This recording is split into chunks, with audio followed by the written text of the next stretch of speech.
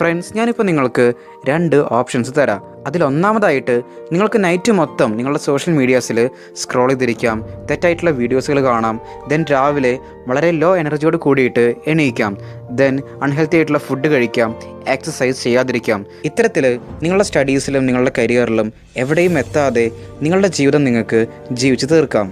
ഇനി രണ്ടാമതായിട്ട് ഈ ഒരു വീഡിയോ അതിൻ്റെ അവസാനം വരെ കണ്ട് ഈ വീഡിയോയിൽ പറയുന്ന 6 പ്രിൻസിപ്പിൾസും നിങ്ങളുടെ ലൈഫിൽ അപ്ലൈ ചെയ്ത് ഇപ്പോഴുള്ള ലൈഫിൽ നിന്ന് പുറത്ത് വന്ന് നിങ്ങൾ ആഗ്രഹിച്ച രീതിയിലുള്ള ആ ഒരു ലൈഫ് ക്രിയേറ്റ് ചെയ്യാൻ തയ്യാറെടുക്കാം. ഇന്നത്തെ ഈ ഒരു വീഡിയോയിൽ ഞാൻ നിങ്ങളുമായിട്ട് ഷെയർ ചെയ്യാൻ പോകുന്നത് നമ്മുടെ ഒരു ലോകത്തിലെ തന്നെ പല ആളുകളുടെയും ലൈഫ് ചേഞ്ചിങ്ങിന് കാരണമായ അവരുടെ ലൈഫിൽ അവർ അപ്ലൈ ചെയ്ത പവർഫുൾ ആയിട്ടുള്ള 6 പ്രിൻസിപ്പിൾസിനെ പറ്റിയാണ്. Number 1, be proactive, not reactive. Friends, മൃഗങ്ങൾക്കും മനുഷ്യർക്കും ഇടയിലുള്ള ഏറ്റവും വലിയൊരു വ്യത്യാസം എന്താണെന്ന് വെച്ചാൽ മനുഷ്യന് ലസ്റ്റ്, ഹങ്ങർ, ഫിയർ, ആങ്കർ ഇതൊക്കെ അവരിലേക്ക് വരുമ്പോൾ ആ ഒരു സമയത്ത് നല്ല രീതിയിൽ ചിന്തിച്ച് അതിനെ കൺട്രോൾ ചെയ്യാനുള്ള ആ ഒരു കഴിവുണ്ട്. ഇതിനെയാണ് നമ്മൾ പ്രൊആക്റ്റീവ് മൈൻഡ് എന്ന് വിളിക്കുന്നത്. എന്നാൽ ഒരു മൃഗത്തിന് ഇത്തരത്തിലുള്ള ലസ്റ്റ്, ഹങ്ങർ ഇതൊക്കെ വരുമ്പോൾ നന്നായിട്ട് ചിന്തിച്ച് അതിനെ കൺട്രോൾ ചെയ്യാൻ സാധിക്കില്ല. തന്നിലേക്ക് വരുന്ന ഇമോഷനെ അപ്പോൾ തന്നെ അത് ആക്ഷനാക്കി കൺവേർട്ട് ചെയ്യും. ഇതിനെയാണ് നമ്മൾ റിയാക്റ്റീവ് മൈൻഡ് എന്ന് വിളിക്കുന്നത്. എന്നാൽ ചില സമയങ്ങളിൽ മനുഷ്യരായിട്ടുള്ള നമ്മളും ഇത്തരത്തിൽ മൃഗങ്ങളെ പോലെ പെരുമാറാറുണ്ട്. ഇപ്പോൾ ഹെവി ട്രാഫിക്കുള്ള സമയത്ത് നമ്മളുടെ മനസ്സിലുള്ള ഫ്രസ്ട്രേഷൻ കൺട്രോൾ ചെയ്യാൻ സാധിക്കാതെ നമ്മളുടെ ഇമോഷൻസിന് അനുസരിച്ചിട്ട് നമ്മൾ പ്രവർത്തിക്കും. ഒരുപാട് വർക്ക് ചെയ്യാനുള്ള സമയത്ത് നമ്മളുടെ പർപ്പസിനെ മാറ്റി വെച്ചുകൊണ്ട് നമ്മളുടെ മൈൻഡ് പറയും റീൽസ് കാണാം, ഷോർട്സ് കാണാം, തെറ്റായിട്ടുള്ള വീഡിയോസുകൾ കാണാം. ഇത്തരത്തിൽ നമ്മളുടെ പർപ്പസിനെ മറന്നുകൊണ്ട് ഇമോഷൻസ്, പ്ലഷർ ഇതിൻ്റെ പിന്നാലെ നമ്മൾ പോയിക്കൊണ്ടേയിരിക്കും. അതുപോലെ വെയിറ്റ് ഒരുപാട് കൂടുതലാണ്, അത് നമ്മൾ കുറയ്ക്കണമെന്ന് വിചാരിക്കും, പക്ഷേ അതിനായിട്ട് ടൈമില്ല, ജിമ്മിലേക്ക് പോകാൻ കാശില്ല. ഇത്തരത്തിൽ നമ്മളുടെ ഒരു ലേസി ഇമോഷനെ നമ്മളിങ്ങനെ ജസ്റ്റിഫൈ ചെയ്തുകൊണ്ടേയിരിക്കും. ഇത്തരം സിറ്റുവേഷനിൽ ഒരു പ്രൊആക്റ്റീവ് മൈൻഡുള്ള പേഴ്സൺ ആണെങ്കിൽ എന്ത് ചെയ്യുമെന്ന് വെച്ചാൽ തൻ്റെ ഇമോഷൻസിനനുസരിച്ചിട്ട് പ്രവർത്തിക്കാതെ മറ്റുള്ളവരെയും സാഹചര്യങ്ങളെയും പഴിചാരാതെ 1 മിനിറ്റ് നന്നായിട്ട് ചിന്തിച്ചുകൊണ്ട് തൻ്റെ മനസ്സിലുള്ള നെഗറ്റീവ് ഇമോഷൻസിന് താനാണ് റെസ്പോൺസിബിൾ എന്ന് വിചാരിച്ചുകൊണ്ട് പോസിറ്റീവ് റെസ്പോൺസിനെ ക്രിയേറ്റ് ചെയ്യും. അതായത് നെഗറ്റീവ് തോട്ട്സ്, ലസ്റ്റ്ഫുൾ തോട്ട്സ് ഇങ്ങനെയുള്ള തോട്ട്സ് ഒക്കെ വരുമ്പോൾ അത് നോർമലാണെന്ന് ചിന്തിച്ച് ആ ഒരു തോട്ട്സിനെ കൺട്രോൾ ചെയ്ത് തൻ്റെ പർപ്പസിന് വേണ്ടി വർക്ക് ചെയ്യാൻ ഇവർക്ക് സാധിക്കും. അതുപോലെ വർക്കൗട്ട് ചെയ്യാനുള്ള മടി വരുമ്പോൾ എനിക്ക് വേണ്ടിയിട്ട് ഇത് ആരും തന്നെ ചെയ്യില്ല, എൻ്റെ ഹെൽത്തിനെ സംരക്ഷിക്കുക എന്നുള്ളത് അത് എൻ്റെ റെസ്പോൺസിബിലിറ്റി ആണെന്ന് വിചാരിച്ചുകൊണ്ട് അവരുടെ ആ ഒരു ലേസി ഫീലിങ്ങിനെ ഓവർകം ചെയ്ത് അവിടെ പ്രോപ്പറായിട്ടുള്ള ആക്ഷൻ എടുക്കാൻ അവർക്ക് സാധിക്കും. സോ ഒരു പ്രൊആക്റ്റീവ് മൈൻഡുള്ള പേഴ്സൺ എപ്പോഴും എങ്ങനെയായിരിക്കും? ഓക്കെ, അപ്പോൾ ഇതുവരെ നിങ്ങളുടെ മൈൻഡ് ഒരു മൃഗത്തെ പോലെ റിയാക്റ്റീവ് മോഡിലാണ് ഉണ്ടായിരുന്നതെങ്കിൽ ഇനി മുതൽ അതിനെ പ്രൊആക്റ്റീവ് മോഡിലേക്ക് മാറ്റുക. ഇതിലൂടെ നിങ്ങളുടെ ലൈഫ് സ്റ്റൈലിൽ തന്നെ നിങ്ങൾക്ക് ഒരുപാട് മാറ്റങ്ങളെ കൊണ്ടുവരാൻ സാധിക്കും. Number 2, be logical, not emotional. College ടൈമിൽ എൻ്റെ ഒരു ഫ്രണ്ടിന് ഒരു ഗേളുമായിട്ട് റിലേഷൻഷിപ്പ് ഉണ്ടായിരുന്നു. ആ ഒരു ഗേളുമായിട്ട് നല്ല രീതിയിലുള്ള ഒരു ഇമോഷണൽ ബോണ്ടിങ് ക്രിയേറ്റ് ചെയ്യാൻ വേണ്ടിയിട്ട് അവൻ ഭൂരിഭാഗം സമയവും ആ ഒരു ഗേളുമായിട്ട് ടൈം സ്പെൻഡ് ചെയ്യുമായിരുന്നു. അതുകൊണ്ട് തന്നെ അവർക്കിടയിൽ നല്ല രീതിയിലുള്ള ഒരു ബോണ്ടിങ് ക്രിയേറ്റ് ആയി. ബട്ട് ലൈഫിൽ തങ്ങളുടെ ഫ്യൂച്ചറിനെ പറ്റി ഒരു ഡിസിഷൻ എടുക്കേണ്ട ടൈം എത്തിയപ്പോൾ ആ ഒരു പെൺകുട്ടി അവനോട് പറഞ്ഞത് നമ്മൾ തമ്മിൽ നല്ല രീതിയിലുള്ള ഇമോഷണൽ ബോണ്ടിങ് ഒക്കെ ഉണ്ട്, ബട്ട് നിനക്ക് നല്ലൊരു ജോലിയില്ല, നല്ലൊരു കരിയറില്ല, സോ എങ്ങനെ നമുക്ക് നമ്മുടെ ലൈഫ് മുന്നോട്ട് കൊണ്ടുപോകാൻ സാധിക്കും? ഇങ്ങനെ പറഞ്ഞുകൊണ്ട് ആ ഒരു പെൺകുട്ടി ആ ഒരു റിലേഷൻഷിപ്പ് ബ്രേക്കപ്പ് ആക്കിയിട്ട് പോയി. അപ്പോഴാണ് അവന് മനസ്സിലാക്കാൻ സാധിച്ചത്, ശരിയാണ്, എൻ്റെ ലൈഫിൽ കരിയർ എന്നുള്ള സ്റ്റേജിൽ ഞാൻ നിൽക്കുന്നത് 0 ലെവലിലാണ്. ലവ്, ഇമോഷൻ ഇതിൻ്റെയൊക്കെ പിറകെ പോയപ്പോൾ ഞാൻ എൻ്റെ കരിയറിനെ മറന്നുപോയി എന്ന് അവന് തിരിച്ചറിയാൻ സാധിച്ചത് അന്നാണ്. ഇനി നമുക്ക് മറ്റൊരു സ്റ്റോറി നോക്കാം. ഇതെന്നുള്ളത് നമ്മുടെ ഒരു ലോകത്തിലെ തന്നെ റിച്ചസ്റ്റ് പേഴ്സൺ ആയിട്ടുള്ള ഇലോൺ മസ്കിൻ്റെ ബയോഗ്രഫി നടത്ത ഒരു ഇൻസിഡൻ്റ് ആണ്. ഇലോൺ മസ്കും അദ്ദേഹത്തിൻ്റെ വൈഫായിട്ടുള്ള ജസ്റ്റിൻ വിൽസണും കോളേജ് ടൈം മുതലേ ലവേഴ്സ് ആയിരുന്നു. പലപ്പോഴും ക്ലാസ് വരെ കട്ട് ചെയ്തിട്ട് ഇവർ 2 പേരും പുറത്ത് കറങ്ങാൻ പോയിട്ടുണ്ട്. ഇങ്ങനെയൊക്കെയാണെങ്കിലും ഇവരുടെ പഠനത്തിൻ്റെ കാര്യത്തിൽ ഇവർ വളരെ ഫോക്കസ്ഡ് ആയിരുന്നു. ഇവർക്ക് 2 പേർക്കും എക്സാംസിലൊക്കെ 95% മുകളിലായിട്ട് സ്കോർ ചെയ്യാൻ സാധിക്കുമായിരുന്നു. സോ ഇതിൽ നിന്ന് നമുക്ക് മനസ്സിലാക്കാൻ സാധിക്കുന്നത് ഇലോൺ മസ്കിന് അദ്ദേഹത്തിൻ്റെ ലവും കരിയറും ഒരുപോലെ ബാലൻസ് ചെയ്യാനുള്ള കഴിവുണ്ടായിരുന്നു. സോ യങ് ഏജിൽ തന്നെ അദ്ദേഹത്തിന് ഇങ്ങനെയുള്ളൊരു ആറ്റിറ്റ്യൂഡ് ബിൽഡ് ചെയ്യാൻ സാധിച്ചതുകൊണ്ടാണ് അദ്ദേഹത്തിൻ്റെ കരിയറിൽ മുന്നോട്ട് പോകാൻ സാധിച്ചത്, അദ്ദേഹത്തിൻ്റെ ലവറിനെയും മാരേജ് ചെയ്യാൻ സാധിച്ചത്. സോ നിങ്ങളുടെ ലൈഫിലും ലവർ, ഗേൾ ഫ്രണ്ട് ഇങ്ങനെയൊക്കെ ഉണ്ടെങ്കിലും നിങ്ങളുടെ 100% എനർജി, ടൈം, ഫോക്കസ് ഇതെന്നുള്ളത് അതിലേക്ക് മാത്രമായിട്ട് ഇൻവെസ്റ്റ് ചെയ്യാതിരിക്കുക. നിങ്ങളുടെ സ്റ്റഡീസ്, വർക്ക്, കരിയർ ഇതിന് കൂടുതൽ പ്രയോറിറ്റി കൊടുത്ത് രണ്ടിനെയും ബാലൻസ് ചെയ്യുക. ബിക്കോസ് റിയാലിറ്റിയിൽ നിങ്ങളുടെ കയ്യിൽ നല്ല കാശ്, നല്ല സ്റ്റാറ്റസ് ഇതൊന്നും ഇല്ലെങ്കിൽ നിങ്ങളുടെ ലൈഫിൽ നിങ്ങൾ ഒറ്റപ്പെട്ടു പോവും. So don't be an emotional fool. Number 3, don't be A donkey when you are young. Friends, ഞാനിപ്പോൾ ഒരു ചെറിയ കഥ നിങ്ങളോട് പറയാം. ഒരു കഴുത ഒരു മരുഭൂമിയിൽ വിശപ്പും ദാഹവും സഹിക്കാനാകാതെ അലങ്ങി തിരിഞ്ഞ് നടക്കുകയായിരുന്നു. അപ്പോഴാണ് ആ കഴുതയ്ക്ക് കുറച്ച് അകലെയായിട്ട് 2 ബോക്സുകൾ കാണാൻ സാധിച്ചത്. ആ ഒരു ബോക്സിൽ കഴുതയ്ക്ക് ഭക്ഷിക്കാൻ ആവശ്യമായിട്ടുള്ള വൈക്കോലും മറ്റേ ബോക്സിൽ ആ കഴുതയ്ക്ക് കുടിക്കാൻ ആവശ്യമായിട്ടുള്ള വെള്ളവും ഉണ്ടായിരുന്നു.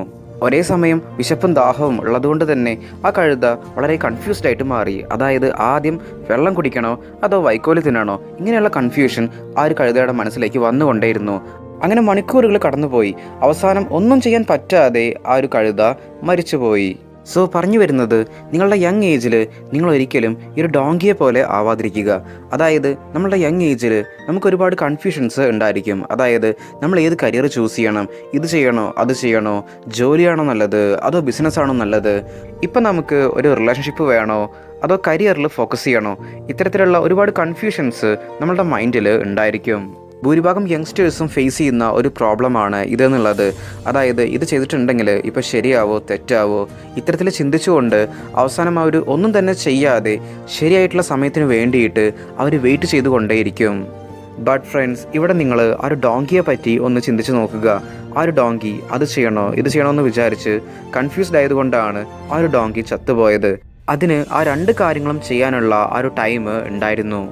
ഫ്രണ്ട്സ്, നിങ്ങൾ ആഗ്രഹിച്ച ബിസിനസ് നിങ്ങളുടെ ജോലിക്കൊപ്പം തന്നെ നിങ്ങൾക്ക് സ്റ്റാർട്ട് ചെയ്യാം. അതുപോലെ നിങ്ങളിപ്പോൾ ഒരു ലവ് റിലേഷൻഷിപ്പിലാണെങ്കിലും നിങ്ങൾ വിചാരിച്ചിട്ടുണ്ടെങ്കിൽ നിങ്ങളുടെ കരിയറിൽ നിങ്ങൾക്ക് മുന്നോട്ട് പോകാൻ സാധിക്കും. സോ നിങ്ങൾ ആഗ്രഹിച്ച കാര്യങ്ങളൊക്കെ നിങ്ങളുടെ ലൈഫിൽ നിങ്ങൾ വിചാരിച്ചിട്ടുണ്ടെങ്കിൽ ചെയ്യാൻ സാധിക്കും. ബട്ട് ഈ ഒരു സമയത്ത് അത് ചെയ്യണോ ഇത് ചെയ്യണോ എന്ന് വിചാരിച്ച് നിങ്ങൾ വളരെ കൺഫ്യൂസ്ഡ് ആയിട്ട് നിൽക്കുകയാണെങ്കിൽ ആ ഒരു ഡോങ്കിയുടെ അവസ്ഥയായിരിക്കും നിങ്ങൾക്ക് ഉണ്ടായിരിക്കുക. സോ നിങ്ങളുടെ യങ് ഏജിൽ നിങ്ങൾ ആഗ്രഹിച്ച കാര്യങ്ങളൊക്കെ ട്രൈ ചെയ്ത് നോക്കുക. കാരണം നിങ്ങൾക്കുള്ളത് ഒരൊറ്റ ലൈഫ് മാത്രമാണ്. Number 4, don't beg, no your worth. നമ്മുടെ ഫ്രണ്ട്സ് ആണെങ്കിലും ലവർ ആണെങ്കിലും ചില സമയത്ത് അവർക്ക് നമ്മളോടുള്ള ആ ഒരു അട്രാക്ഷൻ നഷ്ടപ്പെടും. സോ ആ ഒരു ടൈമിൽ അവരോടുള്ള ആ ഒരു ഇഷ്ടം കാരണം വളരെ കെഞ്ചി വളരെ പ്ലീസ് ചെയ്ത് അവരോട് സംസാരിച്ച് ആ ഒരു റിലേഷൻ വീണ്ടും പഴയതുപോലെ ആക്കാൻ വേണ്ടി നമ്മൾ ശ്രമിക്കും. അവരാണെങ്കിലോ മുഖത്തടിച്ച രീതിയിൽ നമ്മളോട് സംസാരിക്കുകയും ചെയ്യും. സോ ഫ്രണ്ട്സ്, ഇനി മുതൽ നിങ്ങൾ ഒരിക്കലും ഇങ്ങനെ ചെയ്യരുത്. കാരണം നമ്മളെ വളരെ ഇഷ്ടപ്പെടുന്ന ഒരാൾക്ക് ഒരു ഘട്ടത്തിൽ നമ്മളെ ഇഷ്ടപ്പെടാതെ പോവുകയാണെങ്കിൽ പിന്നെ നമ്മൾ എന്തൊക്കെ പറഞ്ഞാലും ആ കാര്യങ്ങൾ അയാൾക്ക് മനസ്സിലാക്കാൻ സാധിക്കില്ല. ആ ഒരു റിലേഷൻ ഒരിക്കലും തന്നെ പിന്നീട് പഴയതുപോലെ ആകില്ല. സോ ഇത്തരം സന്ദർഭങ്ങളിൽ നിങ്ങൾ എന്ത് ചെയ്യാന്ന് വെച്ചാൽ ഇത്തരം ആളുകളുടെ ലൈഫിൽ നിന്നും മാറി നിൽക്കുക. ഇതാണ് നിങ്ങൾ നിങ്ങൾക്ക് കൊടുക്കുന്ന സെൽഫ് റെസ്പെക്റ്റ് എന്നുള്ളത്. Number 5, begin with end in mind. Just imagine, ഇപ്പം നിങ്ങൾ ഒരു ഫ്യൂണറലിലേക്ക് പോവുകയാണ്. ഈ ഒരു ഫ്യൂണറൽ എന്നുള്ളത് അത് നിങ്ങളുടെയാണ്. അവിടെ നിങ്ങൾക്ക് വേണ്ടപ്പെട്ട എല്ലാ ആളുകളും നിങ്ങളെ അവസാനമായിട്ട് കാണാൻ വേണ്ടി വന്നിട്ടുണ്ട്. സോ അവിടെയുള്ളവരൊക്കെ ആ ഒരു സമയത്ത് എന്തായിരിക്കും നിങ്ങളെപ്പറ്റി സംസാരിക്കുക? നിങ്ങൾ കണ്ടതിൽ വെച്ച് ഏറ്റവും നല്ല മനുഷ്യനായിരുന്നു അവൻ, ജീവിക്കുകയാണെങ്കിൽ അവനെ പോലെ ജീവിക്കണം, ഇത്തരത്തിൽ സംസാരിക്കണോ അതോ നേരെ ഓപ്പോസിറ്റായിട്ട് സംസാരിക്കണോ? നിങ്ങളുടെ ജീവിതകാലത്ത് നിങ്ങൾ എങ്ങനെ മറ്റുള്ളവരോട് പെരുമാറുന്നു, എങ്ങനെ നിങ്ങൾ അവരെ ട്രീറ്റ് ചെയ്യുന്നു, ഇതിനെ ആശ്രയിച്ചിരിക്കും നിങ്ങളുടെ കാലശേഷം നിങ്ങളെപ്പറ്റി അവർ എന്തു പറയും എന്നുള്ളത്. ഭൂരിഭാഗം ആളുകളും ലൈഫിൽ കൈ നിറയെ പണം, നല്ല വീട്, നല്ല കാറ്, നല്ല കരിയർ ഇതിനു വേണ്ടിയിട്ടുള്ള നെട്ടോട്ടത്തിലായിരിക്കും. ഇറ്റ്സ് ഓക്കെ, നല്ലതാണ്. ബട്ട് ഇതിനേക്കാളും അപ്പുറം നമ്മുടെ ലൈഫിനെ മീനിങ് ഫുൾ ആക്കുന്നത്, സാറ്റിസ്ഫൈഡ് ആക്കി മാറ്റുന്നത് നമ്മളുടെ കാലശേഷവും നമുക്ക് ചുറ്റുമുള്ള ആളുകൾ എന്നും നമ്മളെ ഓർക്കും, എന്നും നമ്മളെ പറ്റി നന്നായിട്ട് സംസാരിക്കുമെന്നുള്ള ആ ഒരു ഫീലോട് കൂടി നമ്മൾ ഇന്ന് ജീവിക്കുമ്പോഴാണ്. സോ ഡെയിലി നിങ്ങൾ ഹാപ്പി ആൻഡ് പോസിറ്റീവായിട്ടിരിക്കുക. നിങ്ങൾക്ക് ചുറ്റുമുള്ള ആളുകളോടും സഹജീവികളോടും സ്നേഹത്തോടു കൂടി പെരുമാറുക. Number 6, learn human handling skills. എക്സാമിൽ നന്നായിട്ട് മാർക്ക് സ്കോർ ചെയ്യുന്നതോ ഒരു ടോപ്പറായിട്ട് മാറുന്നതോ ഇതൊന്നും തന്നെ നിങ്ങളുടെ ലൈഫിലേക്ക് സക്സസിനെ കൊണ്ടുവരില്ല. 1983 സ്റ്റീവ് ജോബ്സ് ആപ്പിളിൻ്റെ ഗ്രോത്തിനായിട്ട് വളരെ സ്കിൽഫുൾ ആയിട്ടുള്ള ഒരു CEO ആപ്പിളിലേക്ക് വരണമെന്ന് ആഗ്രഹിച്ചിരുന്നു. ഇതിനായിട്ട് അദ്ദേഹം സെലക്ട് ചെയ്തത് അന്ന് കൊക്കക്കോളയുടെ CEO ആയിട്ടുള്ള ജോൺ സ്കള്ളിയെ ആയിരുന്നു. ബട്ട് 1983 ആപ്പിളിൽ സ്റ്റീവ് ജോബ്സ് ഒഴികെയുള്ള ബാക്കി എല്ലാവർക്കും സംശയമായിരുന്നു, എങ്ങനെയാണ് ജോൺ സ്കള്ളി ഇത്രയും വലിയൊരു കമ്പനിയുടെ CEO സ്ഥാനം ഉപേക്ഷിച്ച് ആപ്പിൾ പോലെയുള്ള ചെറിയ കമ്പനിയിൽ വന്നിട്ട് ജോയിൻ ചെയ്യുക എന്നുള്ളത്. ആ ഒരു സമയത്ത് ഹൈ മാർക്സും ഹൈ ക്വാളിഫിക്കേഷൻസൊക്കെ നേരിട്ടുള്ള ആപ്പിളിലെ എംപ്ലോയീസിന് പോലും ജോൺ സ്കള്ളിയെ കണ്ട് സംസാരിക്കാൻ പേടിയായിരുന്നു. ബട്ട് സ്റ്റീവ് ജോബ്സ് അദ്ദേഹത്തിൻ്റെ കമ്മ്യൂണിക്കേഷൻ സ്കില്ല് യൂസ് ചെയ്തുകൊണ്ട് ജോൺ സ്കള്ളിയെ ഫസ്റ്റ് മീറ്റിങ്ങിലെ ഫസ്റ്റ് ഡേ തന്നെ ആപ്പിളിലേക്ക് കൊണ്ടുവരികയുണ്ടായി.